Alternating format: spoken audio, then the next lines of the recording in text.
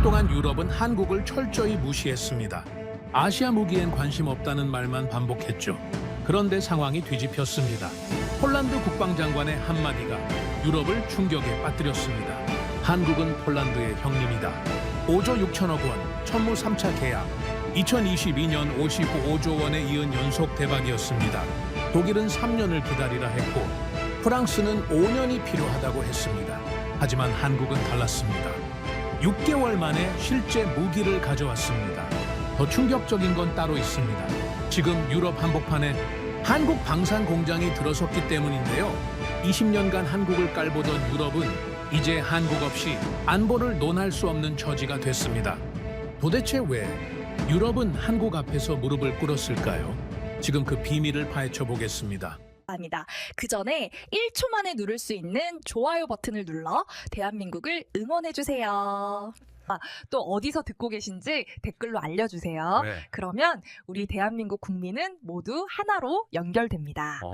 저는 마렉 코발스키, 폴란드 국방부 조달국 과장입니다. 20년이 넘게 이 일을 했어요. 유럽 방산 시장의 질서를 누구보다 잘 압니다. 독일제 전차, 프랑스제 자주포, 미국제 전투기, 이게 전부였죠. 아시아 국가들이 가끔 제안서를 보내왔지만 회의실 책상 위에 올라가 본 적조차 없었습니다. 한국도 마찬가지였어요. 2002년부터 2022년까지 한국 방산 업체들은 꾸준히 연락을 보냈습니다. 전시회마다 부스를 차렸고 카탈로그를 돌렸어요. 하지만 누구도 진지하게 받아들이지 않았습니다. 유럽 중심의 세계에서 아시아 무기는 그저 값싼 대안 정도로 여겨졌죠. 기술력, 신뢰성, 그런 건 논의조차 되지 않았어요. 그런데 2022년 2월 24일 모든 게 뒤집혔습니다. 러시아 탱크가 우크라이나 국경을 넘었어요. 새벽 5시 제 전화기가 울렸습니다. 국방장관실이었죠. 목소리가 떨렸어요. 긴급 회의, 지금 당장 오세요. 사무실로 달려갔을 때 복도는 이미 발소리로 가득했습니다. 모두가 뛰었어요. 엘리베이터를 기다릴 여유조차 없었죠. 회의실 스크린에는 키이우 외곽의 실시간 영상이 떠 있었습니다. 연기가 피어올랐어요. 건물이 무너졌습니다. 사람들이 도로를 가득 메우고 서쪽으로 달렸죠. 장관이 지도를 펼쳤어요. 붉은 화살표가 우크라이나 전역을 가로질렀습니다. 폴란드는 나토 동맹국으로서 우크라이나를 지원합니다. 무기를 보내요. 지금 당장. 저는 고개를 들었습니다. 어떤 무기를 보낸다는 겁니까? 전차, 자주포, 장갑차. 우리가 가진 것 중 절반 이상. 숨이 막혔어요. 우리 국경은 러시아와 단 300km밖에 떨어져 있지 않습니다. 우크라이나에 무기를 보낸다는 건 우리 방어선을 비운다는 뜻이었죠. 회의실은 조용해졌어요. 누군가 물을 마셨습니다. 유리컵이 흔들렸죠. 그럼 우리 전력은 어떻게 채웁니까? 장관이 창밖을 응시했어요. 바르샤바 거리에는 이미 불안이 번지고 있었습니다. 사람들이 슈퍼마켓 앞에 줄을 섰죠. 주유소마다 차가 몰렸어요. 공포는 총성보다 빨랐습니다. 독일, 프랑스, 미국에 연락하세요. 긴급 조달 절차를 시작합니다. 저는 그날 오후 내내 전화기를 붙잡았어요. 베를린, 파리, 워싱턴. 20년간 쌓아온 인맥을 총동원했습니다. 통화는 짧았죠. 답은 예상했던 대로였어요. 검토하겠습니다. 절차가 있습니다. 곧 연락드리겠습니다. 정중했지만 냉담했습니다. 동맹이라는 말이 이렇게 가벼울 줄은 몰랐어요. 밤이 되었습니다. 사무실 창밖으로 바르샤바의 불빛이 보였죠. 평소와 똑같았어요. 하지만 동쪽 하늘 너머에서는 전쟁이 타오르고 있었습니다. 저는 책상 위에 놓인 파일을 펼쳤어요. 폴란드 군사력 현황 보고서였죠. 빨간 글씨가 눈에 들어왔습니다. 우크라이나 지원 후 전력 공백 심각. 손이 떨렸어요. 20년 동안 유럽 방산 시장은 안정적이었습니다. 느렸지만 믿을 수 있었죠. 절차가 복잡했지만 투명했어요. 하지만 전쟁은 그 모든 걸 쓸어버렸습니다. 안정은 사라졌죠. 동맹은 흔들렸어요. 우리는 홀로 남았습니다. 핸드폰이 다시 울렸어요. 독일 방산청이었습니다. 레오파르트 2 전차 긴급 공급 가능 여부 검토 중입니다. 답변은 일주일 후 드리겠습니다. 일주일. 전쟁터에서는 일주일이면 도시 하나가 사라지죠. 저는 전화를 끊었어요. 그날 밤 집으로 돌아가는 길에 라디오를 켰습니다. 뉴스에서는 우크라이나 난민 행렬을 보도했어요. 국경을 넘어 폴란드로 들어오는 사람들이 하루에 10만 명을 넘었습니다. 아이를 아는 여자, 지팡이를 짚은 노인, 겨우 10살쯤 된 소년. 모두가 뒤를 돌아보며 울었죠. 저는 핸들을 꽉 쥐었어요. 우리도 준비해야 합니다. 하지만 어떻게, 무엇으로 20년간 믿어온 유럽 방산 시스템은 위기 앞에서 너무 느렸죠. 절차는 평화 시대의 언어였어요. 전쟁은 다른 속도로 움직였습니다. 저는 그날 밤 잠들지 못했어요. 천장을 보며 생각했습니다. 과연 유럽은 우리를 지켜줄 수 있을까? 나토는 진짜 동맹일까? 아니면 그저 평화로울 때만 빛나는 간판일까? 답은 곧 나왔습니다. 그리고 그 답은 제가 20년간 믿어온 모든 것을 부수기 시작했죠. 일주일이 지났습니다. 독일 방산청에서 공식 답변이 왔어요. 저는 회의실에 동료들과 함께 앉아 있었습니다. 모두가 숨을 죽였죠. 이메일을 열었어요. 첫 문장을 읽는 순간 가슴이 내려앉았습니다.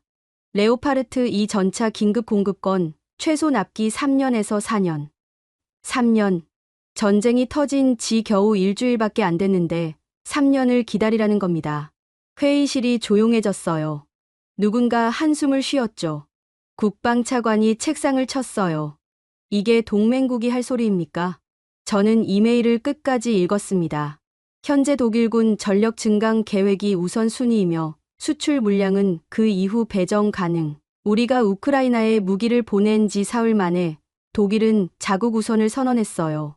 나토 회원국, 동맹? 그런 말은 어디에도 없었습니다. 프랑스는 더 심했죠. 카이사르 자주포 긴급 도입 요청에 대한 답변이 이틀 후 도착했어요. 저는 전화로 직접 받았습니다. 파리 방산청 담당관의 목소리는 지나치게 차분했죠. 폴란드의 상황을 이해합니다.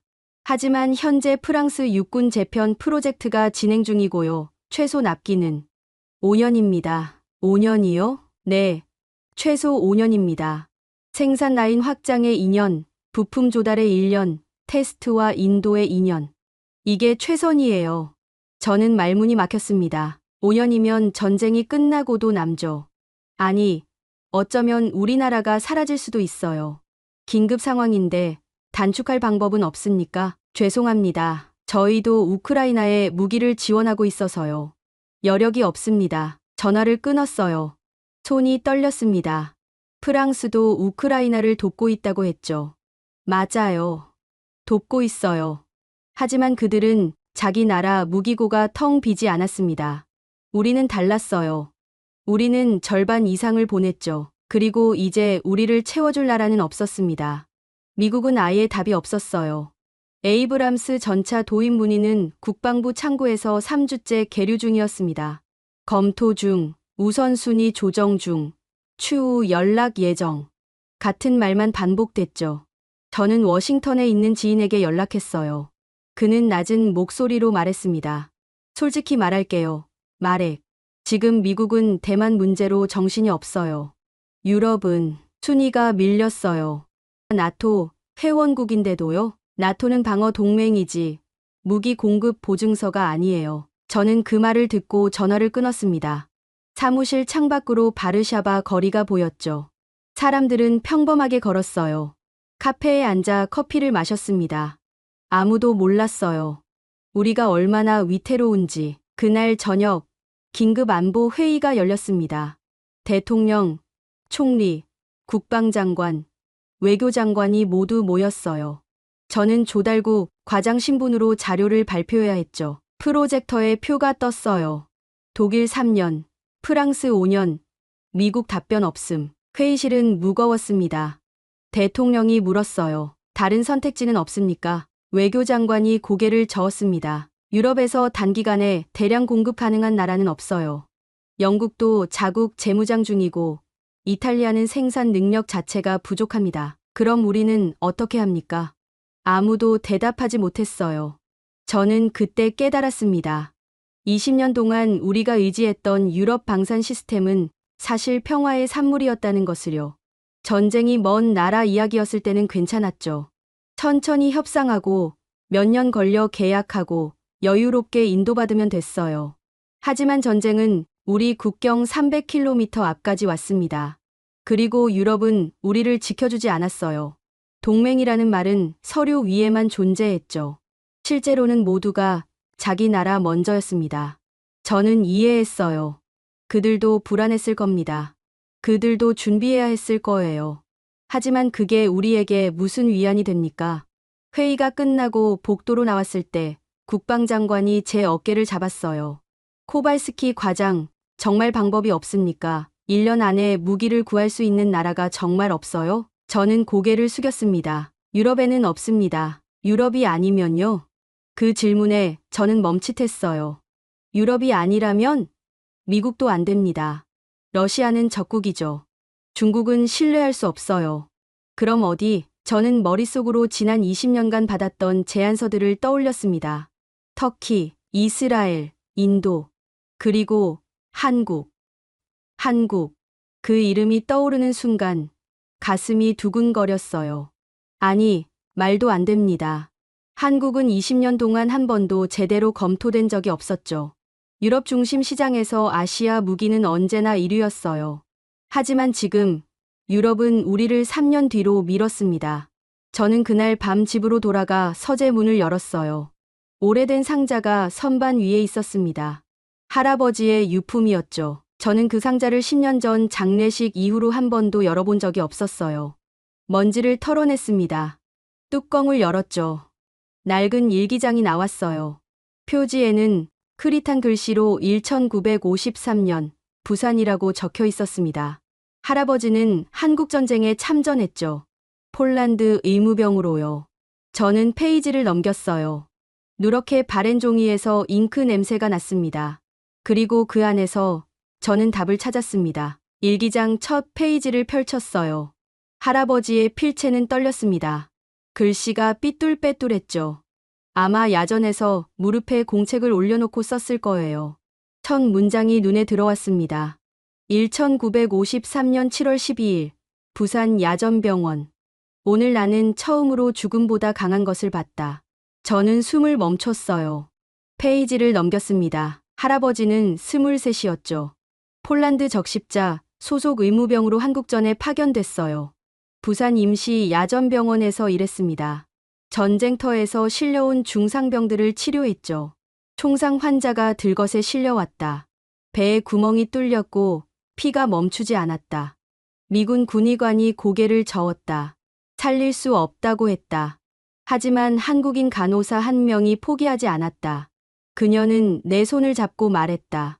같이 해봅시다. 우리는 6시간 동안 그를 붙잡았다. 저는 다음 페이지를 넘겼어요. 환자는 살아났다. 새벽 5시 그가 눈을 떴다. 한국인 간호사는 바닥에 주저앉아 울었다. 나도 울었다. 우리에겐 제대로 된 수술 도구도 없었다. 마취제도 부족했다. 전기도 수시로 끊겼다. 하지만 그녀는 포기하지 않았다. 사람은 포기하면 죽습니다.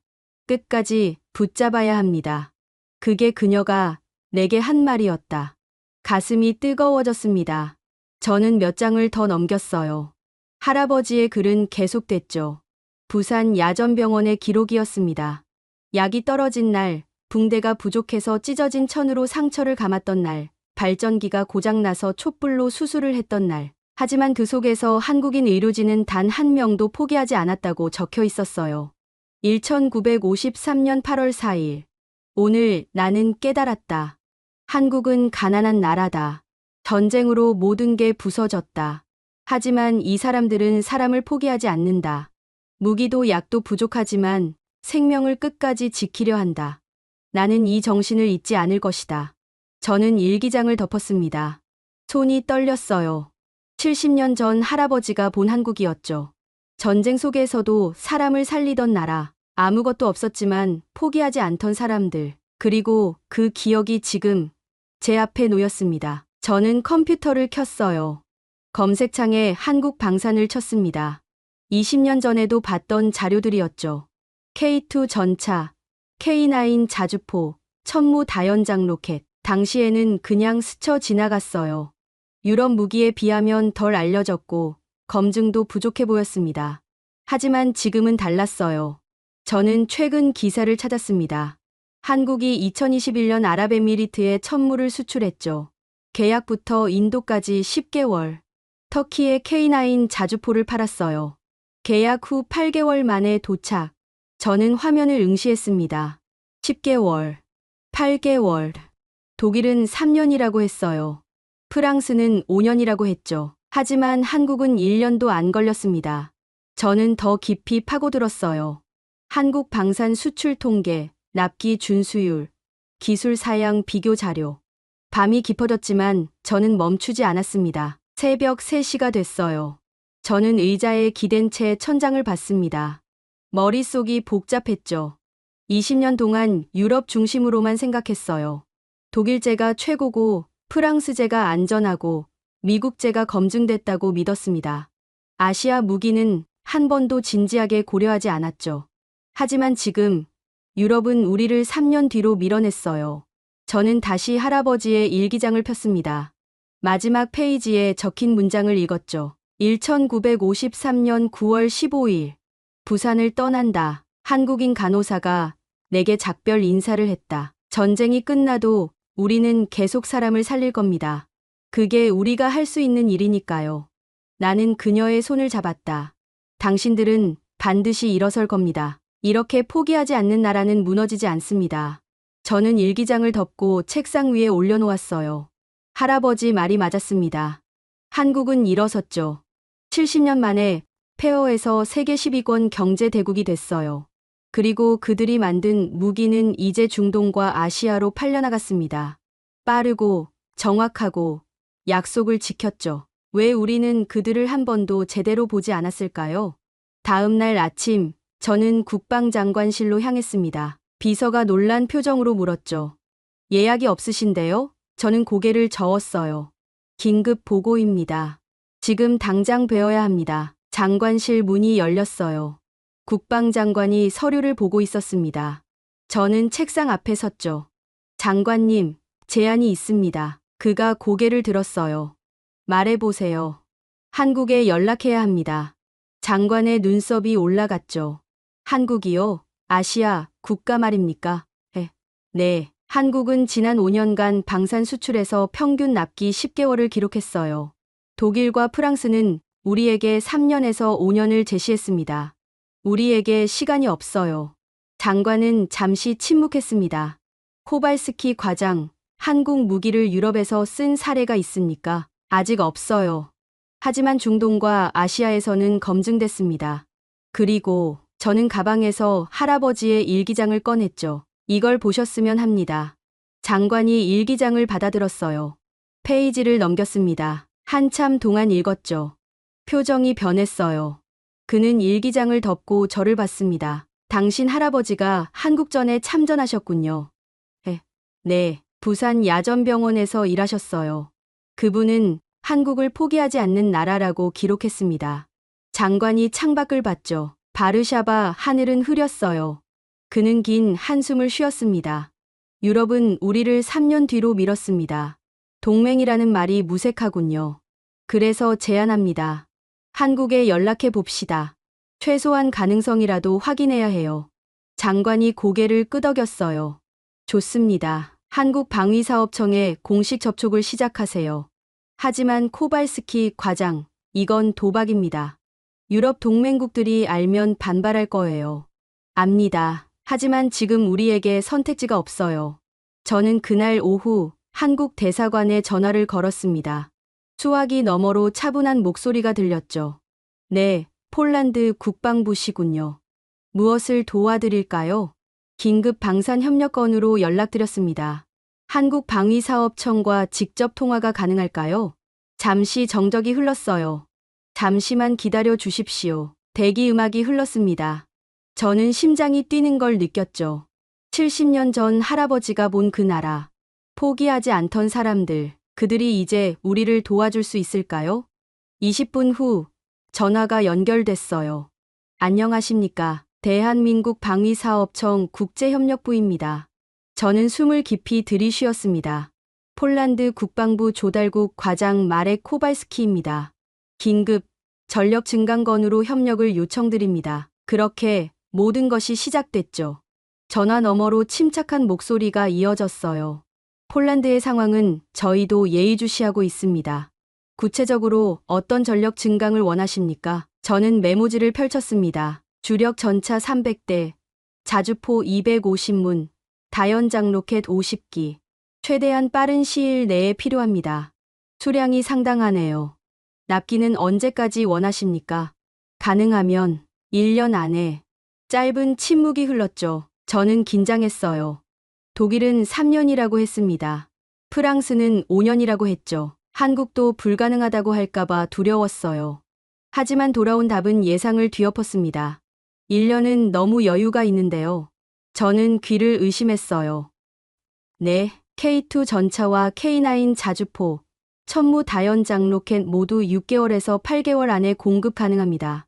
계약 즉시 생산 라인에 투입하면 첫 물량은 3개월 안에도 보내드릴 수 있어요. 6개월. 저는 말을 잃었습니다. 3년과 6개월, 5년과 6개월. 이 차이는 단순한 시간 문제가 아니었죠. 이건 살아남느냐 마느냐의 문제였어요. 정말 가능합니까? 가능합니다. 저희는 전시 대비 생산 체계를 갖추고 있어요. 부품 비축률이 150%고 협력업체 네트워크가 이미 구축돼 있습니다. 필요하다면 3교대로 돌려서라도 납기를 맞출 수 있어요. 저는 손으로 책상을 짚었습니다. 다리에 힘이 풀렸죠. 가격은 어떻게 됩니까? 독일제 레오파르트 2 전차 대비 약 70% 수준입니다. 성능은 동급이에요. 나토 표준 탄약 사용 가능하고 기존 정비 인프라와도 호환됩니다. 70%더 빠르고 더 싸고 호환까지 된다는 겁니다. 저는 믿기지 않았어요. 기술 이전은 가능합니까? 우리도 장기적으로는 자체 생산 능력을 갖추고 싶습니다. 물론입니다. 폴란드 현지 공장 설립도 논의 가능해요. 기술 이전과 함께 부품 국산화율을 단계적으로 높여갈 수 있습니다. 저희는 단순 판매가 아니라 파트너십을 원합니다. 저는 전화기를 꽉 쥐었어요. 20년 동안 유럽 업체들은 우리를 구매자로만 봤습니다. 기술은 절대 주지 않았죠. 라이선스 생산조차 까다로운 조건을 달았어요. 하지만 한국은 첫 통화에서 기술 이전을 제안했습니다. 화상 회의가 가능할까요? 우리 국방부 수뇌부에게 직접 설명해 주셨으면 합니다. 물론입니다. 내일 오전 10시 어떠십니까? 좋습니다. 연락 감사합니다. 전화를 끊었어요. 저는 자리에서 일어나 창밖을 봤습니다. 바르샤바 거리에는 여전히 사람들이 걸었죠. 평범한 오후였어요. 하지만 제 안에서는 뭔가가 바뀌고 있었습니다. 희망이 보였어요. 다음 날 오전 국방부 회의실은 긴장감으로 가득했습니다. 대통령, 총리, 국방장관, 합참의장이 모두 참석했어요. 대형 스크린 앞에 의자가 놓였죠. 저는 노트북을 연결했습니다. 정각 10시, 화면이 켜졌어요.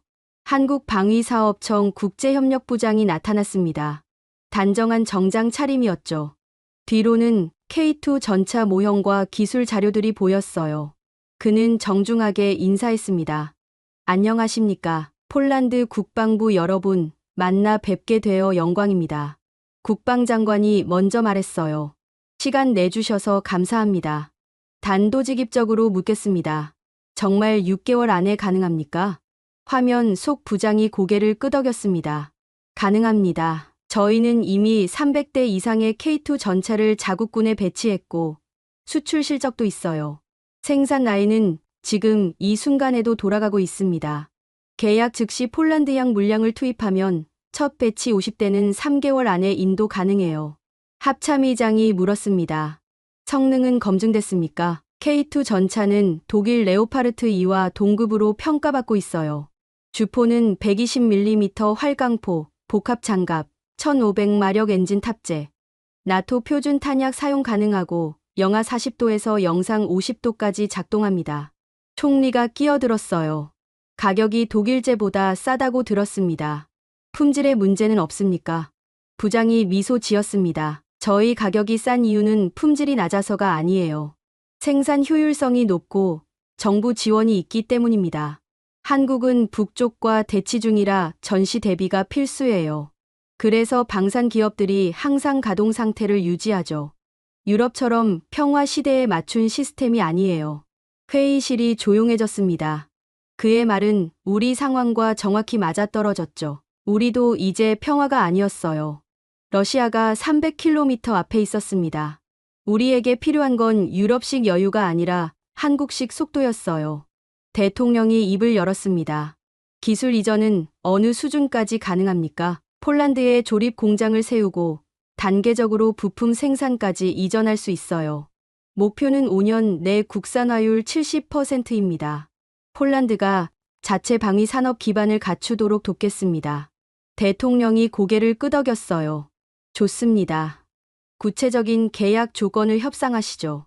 화상 회의가 끝나고 회의실에 남은 건 믿을 수 없다는 표정들이었습니다. 국방장관이 저를 봤어요. 코발스키 과장, 이게 정말입니까? 6개월? 네, 장관님.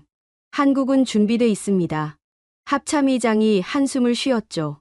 20년 동안 우리가 뭘 본 겁니까? 유럽만 쳐다보느라 이런 나라를 놓쳤어요. 총리가 말했습니다. 하지만 유럽 동맹국들 반응이 문제입니다. 특히 독일과 프랑스는 반발하겠죠. 대통령이 끼어들었어요.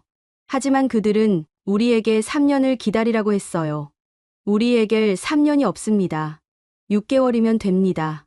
그날 오후 저는 한국 측과 후속 협의를 시작했습니다. 계약 규모는 K2 전차 300대, K9 자주포 250문, 천무 다연장 로켓 50기, 총액 약 6조 원. 납기는 8개월 이내. 조건은 명확했어요. 한국은 약속을 지킬 준비가 돼 있었습니다. 하지만 저는 알고 있었어요. 유럽은 가만히 있지 않을 거예요. 20년간 독점하던 시장에 아시아 국가가 끼어든 겁니다. 그들은 필사적으로 막으려 할 거예요. 로비가 시작될 겁니다. 그리고 제 예상은 틀리지 않았습니다. 계약 소식이 알려진 건 사흘 후였어요. 폴란드 국방부가 한국과 긴급 방산 협력을 논의 중이라는 기사가 유럽 언론에 떴습니다. 반응은 즉각적이었죠. 독일 방산협회가 성명을 냈어요. 검증되지 않은 아시아 무기 도입은 나토 표준화에 위배된다. 프랑스 외교부도 논평을 발표했습니다. 동맹국 간 방산협력이 우선돼야 한다. 저는 그날 오후 독일 대사관에서 온 전화를 받았어요. 코발스키 과장님, 한국과의 계약을 재고해 주셨으면 합니다. 독일 무관의 목소리는 단호했죠. 우리가 납기를 단축할 방법을 찾고 있어요. 2년 반으로 줄일 수 있습니다. 그래도 한국보다 2년이 늦습니다. 하지만 우리는 검증됐어요. 레오파르트는 전 세계에서 쓰입니다. 한국 전차는 유럽에서 한 번도 쓰인 적이 없어요. 저는 한숨을 쉬었습니다. 검증은 중요합니다. 하지만 우리에겐 시간이 없어요. 시간보다 신뢰가 중요하지 않습니까? 전화를 끊었어요. 하지만 압박은 계속됐습니다. 프랑스 방산 로비스트가 바르샤바에 도착했죠. 그는 국회의원들을 만나며 한국 무기의 위험성을 강조했어요. 폴란드와 한국은 9,000km 떨어져 있습니다. 부품 공급에 문제가 생기면 어떻게 하시겠어요? 유럽 업체는 육로로 닷새면 도착합니다. 일부 의원들이 흔들렸어요. 긴급 국회 청문회가 열렸습니다. 저는 증인으로 출석했죠. 야당 의원이 질문을 쏟아냈어요. 과장님, 한국 무기를 선택한 이유가 단지 빠르다는 것뿐입니까? 장기적 안정성은 고려하셨어요? 고려했습니다. 한국은 부품 비축 시스템이 우수해요. 전시 대비 국가라 공급망 안정성이 검증됐습니다. 하지만 유럽 동맹국과의 관계는요, 독일과 프랑스가 반발하고 있어요. 저는 똑바로 의원을 받습니다. 독일과 프랑스는 우리에게 3년과 5년을 기다리라고 했어요. 그 시간 동안 러시아가 우크라이나를 넘어올 수도 있습니다. 동맹은 중요하지만 우리 국민을 지키는 게 더 중요해요. 청문회장이 조용해졌죠. 하지만 로비는 멈추지 않았어요. 독일 방산 기업 대표단이 직접 바르샤바로 날아왔습니다. 그들은 국방장관을 만났죠. 저도 배석했어요. 독일 측 대표가 서류를 펼쳤습니다. 레오파르트 2A7 최신형을 특별 조건으로 제공하겠습니다. 납기 2년, 가격 15% 할인. 국방장관이 물었어요. 2년이면 여전히 늦습니다. 하지만 안전합니다. 한국 전차는 유럽 겨울을 견딜 수 있을까요? 영하 20도 환경에서 테스트했어요. 저는 끼어들었습니다. K2는 영하 40도까지 작동 가능합니다. 한국도 겨울이 있어요. 독일 대표가 저를 쏘아봤죠. 하지만 유럽 지형에서의 검증은요? 나토 연합훈련 경험은요? 터키가 K9 자주포를 나토 훈련에서 사용했어요. 문제 없었습니다. 회의는 평행선을 달렸어요. 독일 측은 결국 최후 카드를 꺼냈습니다. 만약 폴란드가 한국을 선택한다면 향후 독일과의 방산 협력은 어려울 겁니다. 이건 단순한 거래가 아니에요. 유럽 안보 질서의 문제입니다. 저는 그 말을 듣고 화가 났어요. 유럽 안보 질서, 우크라이나가 불타고 있을 때 3년을 기다리라던 게 유럽 안보 질서입니까? 하지만 참았습니다. 국방장관이 차분하게 답했죠. 독일의 우려는 이해합니다. 하지만 우리 결정은 바뀌지 않을 겁니다. 독일 대표단이 떠났어요. 회의실에 우리만 남았을 때 장관이 한숨을 쉬었습니다. 압박이 거세네요. 프랑스도, 독일도 물러서지 않을 겁니다. 한국 측에 이 상황을 알려야 합니다. 제가 말했어요. 그들도 준비해야 해요. 그날 저녁, 저는 한국방위사업청과 긴급 화상회의를 했습니다. 화면 속 부장에게 상황을 설명했죠. 유럽의 로비, 압박, 독일의 경고, 모든 걸 솔직하게 말했어요. 그가 듣고 있다가 입을 열었습니다. 예상했던 일입니다. 대응 방안이 있습니까? 부장이 미소 지었어요. 데이터로 말하겠습니다. 이틀 후 한국 측이 폴란드 국방부에 방대한 자료를 보냈습니다. K2 전차의 모든 테스트 결과였죠. 영하 40도 극한 테스트, 사막 고온 테스트, 산악 기동 테스트, 10년간의 운용 데이터, 고장률, 정비 주기, 부품 교체 이력. 하나하나가 투명했어요. 그리고 결정타가 있었습니다. 한국은 폴란드에 실제 K2 전차 한 대를 보내겠다고 제안했어요. 직접 테스트하십시오. 폴란드 환경에서 폴란드 군인들이 폴란드 기준으로 평가하세요. 그래도 부족하다면 계약하지 않으셔도 됩니다. 저는 그 제안을 보고 소름이 돋았습니다. 유럽 업체들은 카탈로그와 말로만 설득하려 했어요. 하지만 한국은 실물을 보냈습니다. 직접 확인하라고. 이게 진짜 자신감이었죠. 한 달 후 K2 전차가 폴란드에 도착했어요. 저는 시험장에 나갔습니다. 회색 도장의 전차가 트레일러에서 내려왔죠. 폴란드 기갑부대 장교들이 주위를 둘러쌌어요. 한국 기술진이 설명을 시작했습니다. 자유롭게 테스트하십시오. 모든 걸 공개합니다. 일주일간 테스트가 진행됐어요. 사격 정확도, 기동성, 장갑 방호력, 정비 편의성. 폴란드 군이 직접 모든 걸 확인했습니다. 저도 매일 현장에 나갔죠. 장교들의 표정이 점점 변했어요. 처음엔 회의적이었습니다. 하지만 테스트가 진행될수록 감탄으로 바뀌었죠. 테스트 마지막 날, 기갑 사령관이 제게 말했습니다.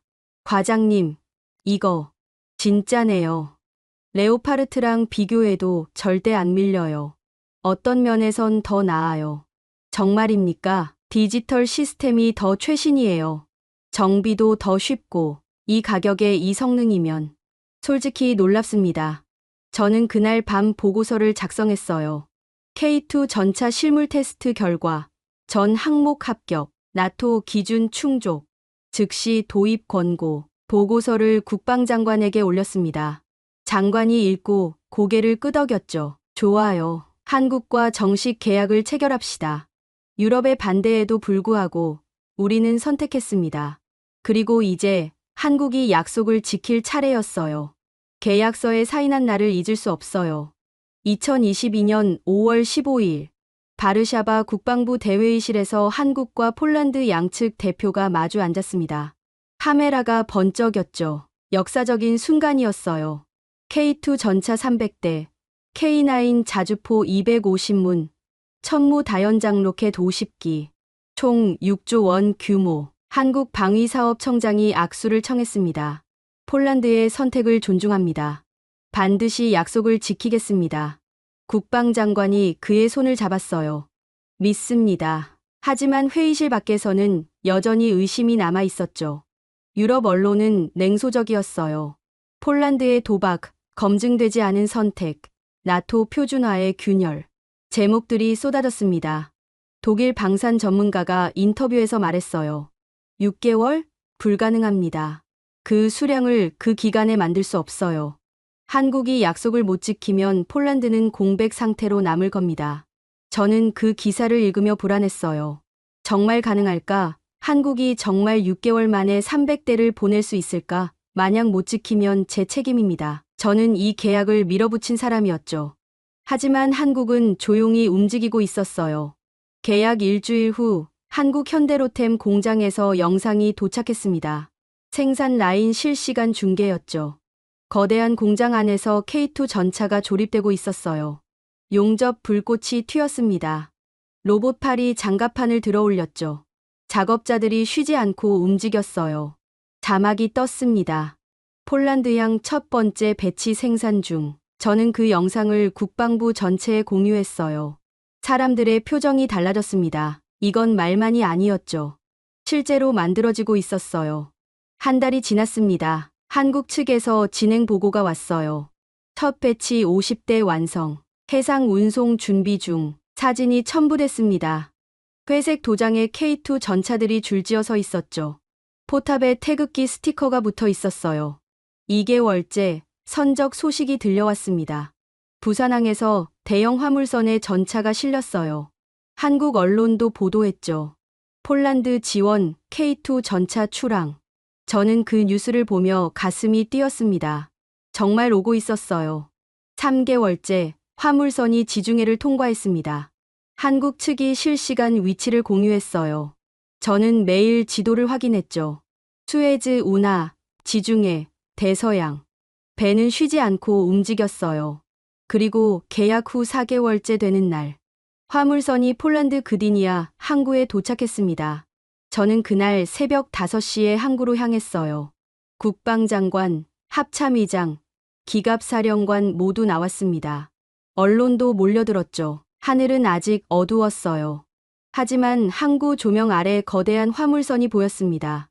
배가 접안했어요. 크레인이 움직이기 시작했습니다. 첫 번째 컨테이너가 내려왔죠. 문이 열렸어요. 그 안에서 K2 전차가 모습을 드러냈습니다. 회색 장갑, 120mm 주포, 그리고 차체 옆면에 선명하게 붙은 태극기. 저는 숨이 멎는 줄 알았어요. 정말 왔습니다. 6개월도 아니고 4개월 만에. 한국은 약속보다 빨랐어요. 국방장관이 제 어깨를 쳤습니다. 해냈군요. 코발스키 과장. 저는 대답할 수 없었어요. 목이 메었죠. 전차가 하나씩 하역됐습니다. 10대, 20대, 30대. 태극기를 단 전차들이 폴란드 땅을 밟았어요. 햇빛이 떠오르기 시작했습니다. 아침 햇살이 전차 장갑에 반사됐죠. 기갑사령관이 첫 번째 전차에 올라탔어요. 해치를 열고 내부를 확인했습니다. 조종석, 포수석, 전자장비. 모든 게 완벽했죠. 그가 엄지를 치켜들었어요. 주변에서 박수가 터졌습니다. 한국 기술진도 함께 도착했어요. 그들은 정비 교육을 시작했습니다. 폴란드 정비병들에게 하나하나 설명했죠. 이게 엔진 접근 패널입니다. 이렇게 열면 됩니다. 필터 교체 주기는 300시간입니다. 친절했어요. 숨기는 게 없었습니다. 일주일 후 나토 실사단이 왔어요. 유럽 각국 전문가들이었습니다. 독일, 프랑스, 영국. 그들은 회의적인 표정으로 전차를 둘러봤죠. 하지만 검사가 진행될수록 표정이 변했어요. 독일 전문가가 중얼거렸습니다. 장갑 두께가 레오파르트급이네요. 프랑스 전문가가 포를 확인했어요. 120mm 활강포. 나토 표준탄 사용 가능. 문제 없습니다. 영국 전문가가 전자장비를 점검했죠. 디지털 사격 통제 시스템이 최신형이에요. 우리 챌린저보다 나을 수도. 이틀간의 검사 끝에 나토 실사단이 보고서를 냈습니다. K2 전차, 나토 기준전 항목 적합, 즉시 배치 가능. 공식 인증이었어요. 유럽이 인정한 겁니다. 한국 전차가 유럽 땅에서 나토 마크를 달 수 있게 됐죠. 저는 그 보고서를 받아들고 한참을 멍하니 서 있었어요.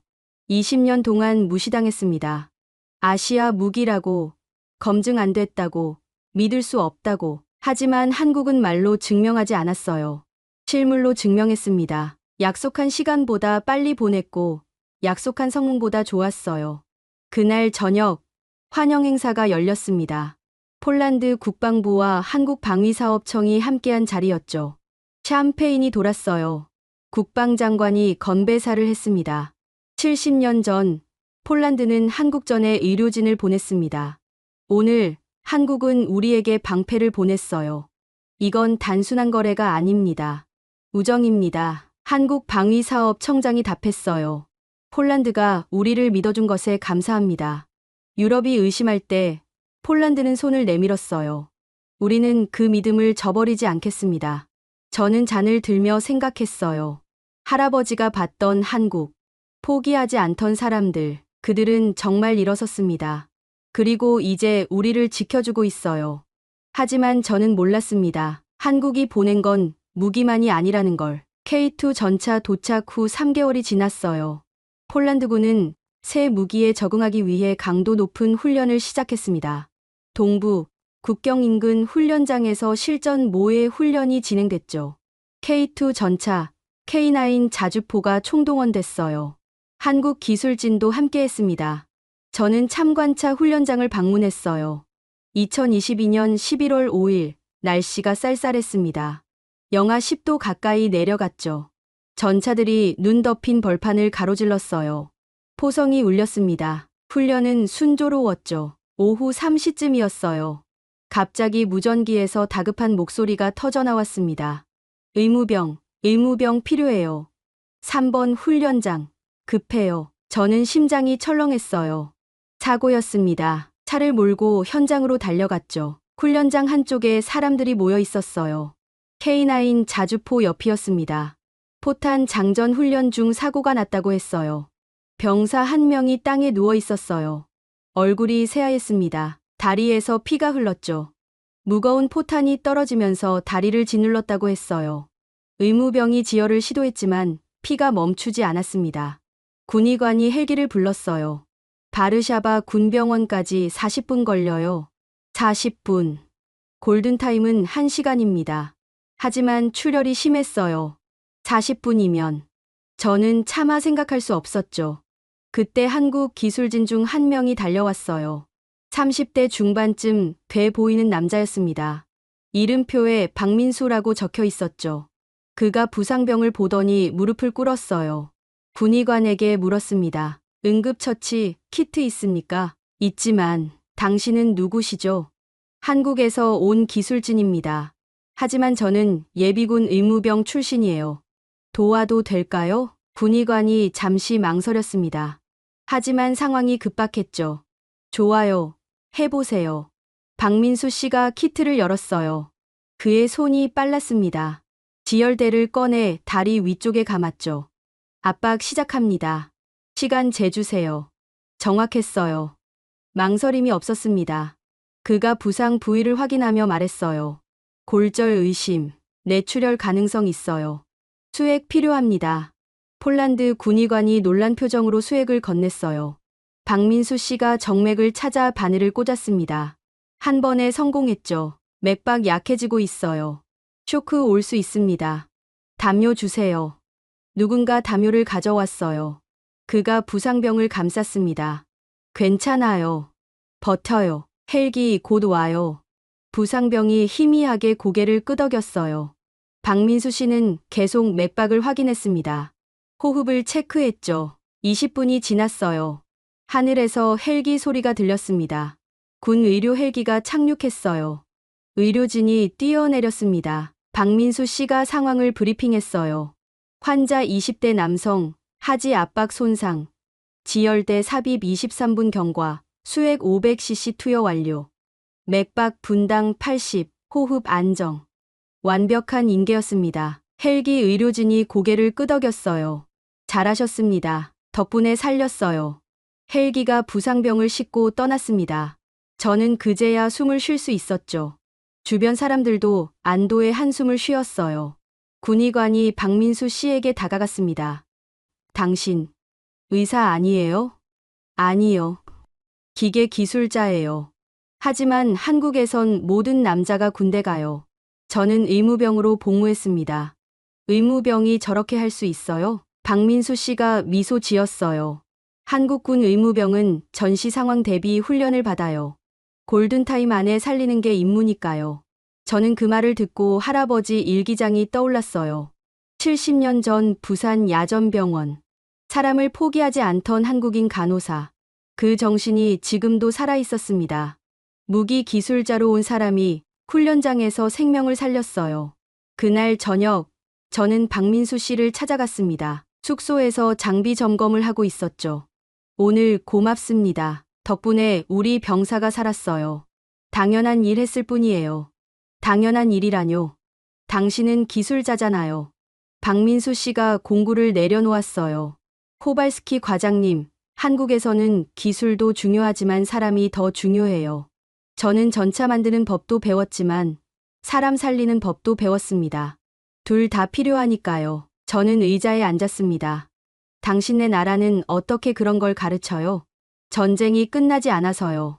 그가 창밖을 봤죠. 북쪽에 아직 총이 겨눠져 있어요. 우리는 항상 준비해야 해요. 전차도 만들고 사람도 살리고 평화를 바라지만 전쟁에도 대비해요. 그게 우리가 살아남는 방법입니다. 저는 가슴이 뭉클했어요. 한국은 무기만 파는 나라가 아니었습니다. 그들은 생명을 지키는 방법도 알았죠.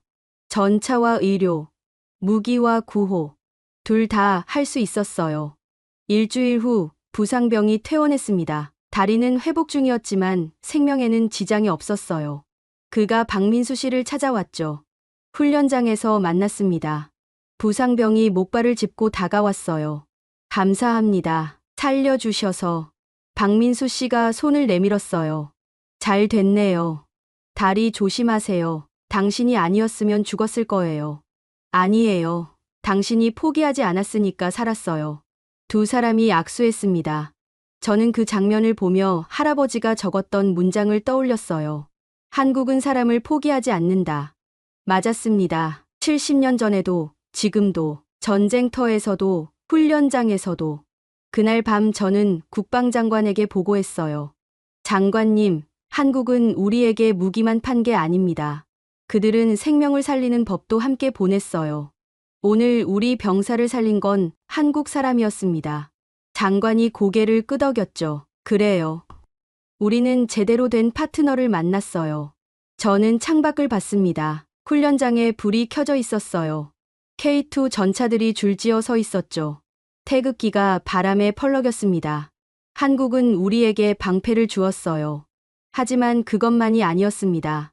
그들은 우리에게 희망도 주었죠. 전쟁 속에서도 사람을 살리는 나라, 무기를 만들지만 생명을 더 소중히 여기는 사람들, 우리는 잊지 않을 겁니다.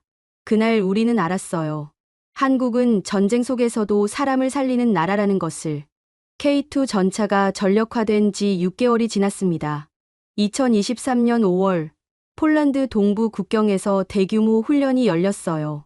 나토 연합훈련이었죠. 폴란드군이 처음으로 K2 전차와 K9 자주포를 실전 수준으로 운용했습니다. 저도 참관했어요. 전차들이 기동하고 자주포가 화력을 쏟아냈죠. 천무다연장 로켓이 하늘을 가득 메웠어요. 나토군 지휘관들이 지켜봤습니다. 독일, 프랑스, 영국 장성들이 참관석에 앉았죠. 훈련이 끝났어요. 나토 사령관이 평가를 발표했습니다. 폴란드군의 신규 전력은 나토 기준을 완벽히 충족한다. 한국제 무기의 성능은 의심의 여지가 없다. 공식 인정이었어요. 유럽이 한국을 받아들인 겁니다. 독일 장성이 제게 다가왔어요. 코발스키 과장, 당신 선택이 옳았어요. 인정합니다. 그가 손을 내밀었죠. 저는 그 손을 잡았습니다. 감사합니다. 프랑스 장성도 고개를 끄덕였어요. 한국, 우리가 과소평가했습니다. 그날 저녁 바르샤바 국방부에서 긴급 회의가 열렸어요. 대통령이 직접 참석했습니다. 국방장관이 보고를 시작했죠. K2 전차와 K9 자주포의 성능이 검증됐습니다. 천무 다연장 로켓도 마찬가지예요. 우리 전력은 완전히 복구됐습니다. 대통령이 물었어요. 추가 도입 계획은요? 그것 때문에 회의를 소집했습니다. 장관이 자료를 펼쳤죠. 천무 다연장 로켓 추가 도입을 제안합니다. 현재 50기로는 부족해요. 200기가 더 필요합니다. 회의실이 술렁였어요. 합참의장이 끼어들었습니다. 천무는 300km 사거리를 가진 전략 무기예요. 러시아 국경까지 닿습니다. 200기면 완벽한 억제력이 돼요. 대통령이 고개를 끄덕였죠. 계약 규모는요? 5조 6천억 원입니다. 회의실이 조용해졌어요. 5조 6천억 원. 폴란드 역사상 최대 규모의 단일 무기 계약이었습니다. 대통령이 저를 봤어요. 코발스키 과장, 한국이 이걸 감당할 수 있을까요? 저는 자신 있게 대답했습니다. 가능합니다. 그들은 약속을 지켰어요. 이번에도 지킬 겁니다. 일주일 후 한국방위사업청과 협상이 시작됐어요. 화상회의였죠. 한국 측이 제안을 들었습니다. 천무 200기, 1년 안에 가능합니까? 저는 긴장하며 물었어요. 한국 측 부장이 웃었습니다. 가능해요. 하지만 이번엔 더 나아가고 싶습니다. 더 나아간다니요? 폴란드에 천무 생산 라인을 세우는 겁니다. 저는 숨이 멎었어요. 생산 라인이요? 네, 기술 완전 이전과 함께요. 폴란드가 직접 천무를 만들 수 있게 하겠습니다. 부품 국산화율 80% 목표로요. 회의실에 있던 폴란드 측 인원들이 서로를 봤어요. 믿을 수 없다는 표정이었죠. 유럽 업체들은 절대 이런 제안을 하지 않았습니다. 기술은 철저히 감췄어요. 우리를 영원한 구매자로만 묶어두려 했죠. 하지만 한국은 달랐어요. 왜 그렇게 하시죠? 제가 물었습니다. 기술을 주면 나중에 우리가 경쟁자가 될 수도 있는데 한국 측 부장이 진지하게 답했어요. 우리는 폴란드를 고객이 아니라 파트너로 봅니다. 파트너는 함께 강해져야 해요. 폴란드가 강해지면 유럽이 강해지고 그게 결국 우리 안보에도 도움이 됩니다. 우리는 같은 편이에요. 저는 목이 메었습니다. 20년 동안 유럽 업체들에게서 들어본 적 없는 말이었죠. 그들은 항상 우리를 아래로 봤어요. 하지만 한국은 우리를 동등하게 대했습니다. 2023년 7월 3일 계약이 체결됐어요. 천무 다연장 로켓 200기, 총 5조 6천억 원, 폴란드 현지, 생산 라인 건설 포함, 기술 완전 이전. 역사적인 순간이었습니다. 서명식이 바르샤바 왕궁에서 열렸어요. 대통령과 한국방위사업청장이 서명했습니다. 카메라 플래시가 터졌죠. 대통령이 연설했어요. 오늘 우리는 한국과 함께 새로운 역사를 씁니다. 70년 전 우리는 한국의 자유를 위해 싸웠어요.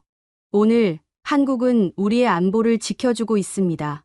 이건 거래가 아니에요. 우정이고 동맹이고 형제애입니다. 한국방위사업청장이 답했습니다. 폴란드가 보여준 용기에 감사드려요. 20년 동안 아무도 우리를 믿지 않았을 때 폴란드가 손을 내밀었습니다. 우리는 그 믿음을 저버리지 않았어요. 앞으로도 그럴 겁니다. 폴란드와 한국은 이제 형제입니다. 박수가 터졌어요. 저는 그 자리에 서서 눈물을 참았습니다. 할아버지가 70년 전 부산에서 본 그 나라. 포기하지 않던 사람들. 그들은 정말 일어섰고 이제 우리와 함께 서 있었어요. 계약 후 1년 폴란드 남부 도시에 한국 방산 공장이 들어섰습니다. 현대로템 폴란드 공장이었죠. 천무 생산 라인과 K2 정비 센터가 함께 건설됐어요. 폴란드 노동자 3,000명이 고용됐습니다. 한국 기술자들이 와서 직접 가르쳤어요. 저는 공장 개소식에 참석했어요. 거대한 공장 건물에 태극기와 폴란드 국기가 나란히 걸렸습니다. 생산 라인에서 첫 폴란드산 천무가 나왔죠. 폴란드 노동자들이 만든 겁니다. 한국 기술로 폴란드 땅에서. 공장장이 제게 말했어요. 과장님, 이제 우리도 만들 수 있어요. 우리 힘으로. 저는 고개를 끄덕였습니다. 할아버지가 보셨으면 좋았을 텐데. 할아버지요? 70년 전 한국전에 참전하셨어요. 부산 야전병원에서 한국인들과 함께 사람을 살렸죠. 그때 할아버지는 일기에 썼어요. 이 나라는 반드시 일어선다고. 맞았어요. 공장장이 미소 지었죠. 그리고 이제 그 나라가 우리를 일으켜 세우고 있네요. 저는 공장을 둘러봤습니다. 기계가 돌아가고 사람들이 일했어요. 한국인과 폴란드인이 어깨를 나란히 하고 천물을 만들었죠. 국경도, 언어도, 피부색도 달랐지만 같은 목표를 향했습니다. 평화를 지키는 것. 2024년 3월 유럽 방산 전시회가 열렸어요. 폴란드관에 K2 전차와 천무가 전시됐습니다. 메이드 인 폴란드 위드 코리아라는 문구가 붙었죠. 각국 대표단이 몰려들었어요. 독일, 프랑스는 물론이고 스페인, 이탈리아, 루마니아까지. 루마니아 국방장관이 제게 물었어요. 폴란드는 어떻게 이렇게 빨리 전력을 복구했습니까? 저는 웃으며 대답했습니다. 한국과 손잡았습니다. 그들은 빨라요. 그리고 약속을 지키죠. 우리도 한국과 협력하고 싶은데 소개해 주실 수 있나요? 물론입니다. 한국은 좋은 파트너예요. 그날 저녁, 저는 호텔방에서 할아버지 일기장을 다시 펼쳤어요. 마지막 페이지를 읽었습니다. 한국인 간호사가 내게 말했다. 전쟁이 끝나도 우리는 계속 사람을 살릴 겁니다. 나는 그 말을 믿는다. 저는 일기장을 덮고 창밖을 봤어요. 바르샤바 야경이 펼쳐졌죠. 평화로운 밤이었습니다. 하지만 그 평화는 저절로 온 게 아니었어요. K2 전차가 천무 로켓이 한국과 폴란드의 땅에서 함께 만든 무기들이 지키고 있었죠. 한국은 우리에게 무기를 팔았지만 그것보다 더 큰 걸 줬어요. 희망을 줬습니다. 포기하지 않는 정신을 보여줬죠. 70년 전 폐허에서 일어선 나라가 이제 우리를 일으켜 세웠어요. 우리는 더 이상 고객과 판매자가 아니었습니다. 우리는 형제였어요. 저는 핸드폰을 꺼내 메시지를 썼습니다. 한국방위사업청 부장에게 보내는 거였죠. 감사합니다. 당신들 덕분에 우리가 살았어요. 답장이 곧 왔습니다. 우리도 감사해요. 폴란드가 믿어줘서 함께 더 강해집시다. 저는 미소 지었어요. 그래요. 함께 강해지는 겁니다. 이게 진짜 동맹이에요. 이게 진짜 우정이죠. 여러분은 언제 한국이 따뜻하다고 느끼셨나요? 저는 오늘 이 이야기를 나누며 다시 한번 깨달았어요. 한국은 무기만 파는 나라가 아니라 사람을 살리고 희망을 나누는 나라라는 것을요. 이 이야기가 마음에 닿으셨다면 구독과 좋아요 부탁드립니다.